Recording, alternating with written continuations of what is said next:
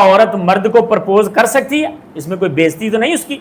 یہ تو نہیں کوئی کہے گا یہ تو بڑی بے حیا ہے خود پرپوز کر رہی ہے۔ ہمارے ہاں یہ چیزیں سمجھی جاتی ہیں، یہ ہے معاشرے میں تصور کہ عورت اگر خود پرپوز کرے تو اس کا مطلب وہ بے حیا ہے۔ عابد بنانی کہتے ہیں کنت عند انس، میں سیدنا انس کے پاس تھا، نبی کریم صلی اللہ علیہ وسلم کے خادم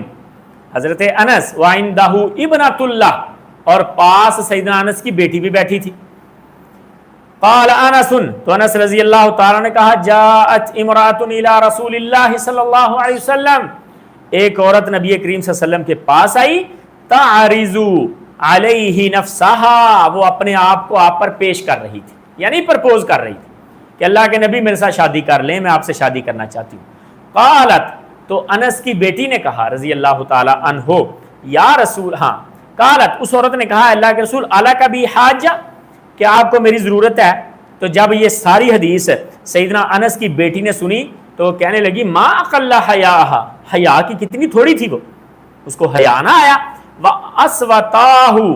اور وہ بری عورت تھی۔ سیدنا انس کی بیٹی نے کہا کہ اس کو حیا کرنا چاہیے تھا، خود آگے پرپوز کر رہی ہے، خود اپنے آپ کو پیش کر رہی ہے۔ تو سیدنا انس کو یہ بات اچھی نہیں لگی، اپنی بیٹی کو کہنے لگے بیٹی ہی خیر منک، تجھ سے اچھی تھی وہ، راغبت فی النبی جی، وہ اللہ کے نبی میں رغبت رکھ رہی تھی، اس کی محبت تو دیکھو کس کے ساتھ تھی، اللہ کے نبی کے ساتھ۔ فعرضت علیہ نفسہا، اس نے اپنا آپ کس پہ پیش کیا؟ کسی برے شخص پہ تو نہیں کیا،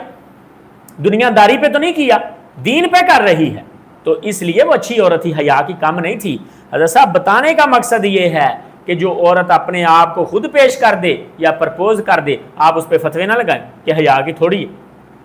اگر وہ اچھی جگہ پہ اپنے آپ کو پیش کر رہی ہے، دینداری کی وجہ سے کر رہی ہے، اچھی جگہ پہ کر رہی ہے، تو حضرت صاحب آپ اس کو جج نہیں کر سکتے، آپ یہ نہیں کہہ سکتے کہ یہ حیا کی تھوڑی ہے۔ بہتر یہ ہے کہ رشتہ بڑے کریں، بہتر یہ ہم یہی کہتے ہیں، اور بہتر یہی ہے کہ لڑکا پرپوز کرے، لڑکی کے اندر حیا عورت کے اندر مرد کی بنسبت زیادہ رکھا ہے اللہ رب العزت، لیکن اگر کوئی کر دیتی ہے تو آپ اس کو بلیم نہیں کر سکتے، اور آپ یہ نہیں کہہ سکتے کہ حیا نہیں اس میں۔ اور آگے ایک روایت پڑھیں، حدثنا سعید بن ابی مریم حدثنا ابو غسان قال حدثني ابو حازم عن سہل بن سعد کہتے ہیں ان امرأۃ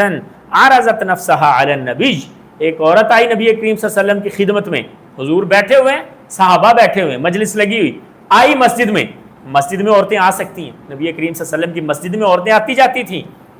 یہ کوئی عیب والی بات نہیں ہے، بلکہ نماز بھی ادا کرتی تھی۔ آئی مسجد میں اور آ کے کہنے لگی عرضت نفسها علی النبی، اللہ کے نبی میں آپ پر فدا ہوں، آپ میرے لیے میرے ساتھ شادی کر لیں اگر آپ کو ضرورت ہے۔ فقال له رجل، اور نبی کریم صلی اللہ علیہ وسلم نے جب تھوڑی دیر جواب نہ دیا تو ذرا جی ایک مسکین بندہ اٹھا پاس، حدیث آپ نے پہلے پڑھی ہوئی ہے، کہنے لگا اللہ کے نبی اگر آپ نے شادی نہیں کرنی تو زوجنیھا، میری شادی کروا دیں۔ فقال، تو نبی کریم صلی اللہ علیہ وسلم نے فرمایا ما عندک، تیری میں شادی کروا دیتا ہوں لیکن تو مجھے بتا تیرے پاس کچھ ہے؟ وہ کہنے لگا میرے پاس کچھ نہیں اللہ کے نبی۔ آپ نے فرمایا اذهب فالتمس ولو خاتما من حدید، جا کچھ نہ کوئی تو تلاش کر کے لے کے آ، چاہے لوہے کی انگوٹھی ہی لے آ۔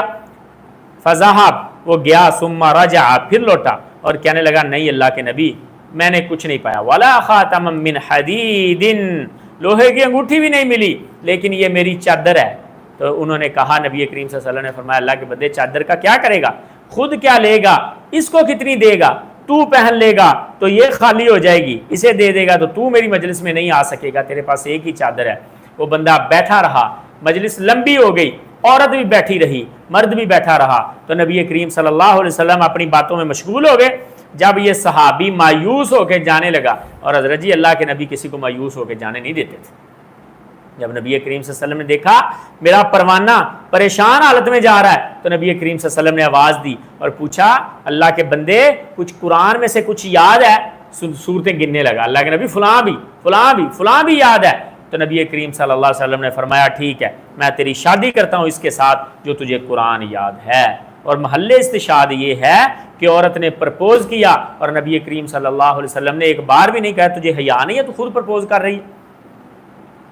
ہماری سختیاں بسا اوقات حد سے زیادہ ہوتی ہیں، عورت پرپوز کر سکتی ہے، مرد بھی پرپوز کر سکتا ہے، خود بھی کسی کو رشتے کی آفر کر سکتا ہے، اور عورت بھی بتا سکتی ہے کہ میں تمہارے ساتھ شادی کرنا چاہتی ہوں، یہ جائز ہے، لیکن دو باتیں ذہن میں رکھیں۔ پہلی بات کہ بنیاد نیکی ہو، بنیاد دین ہو، دنیا کی بنیاد پر، خوبصورتی کی بنیاد پر نہ ہو، بلکہ حضرت صاحب دین کی بنیاد پر عورت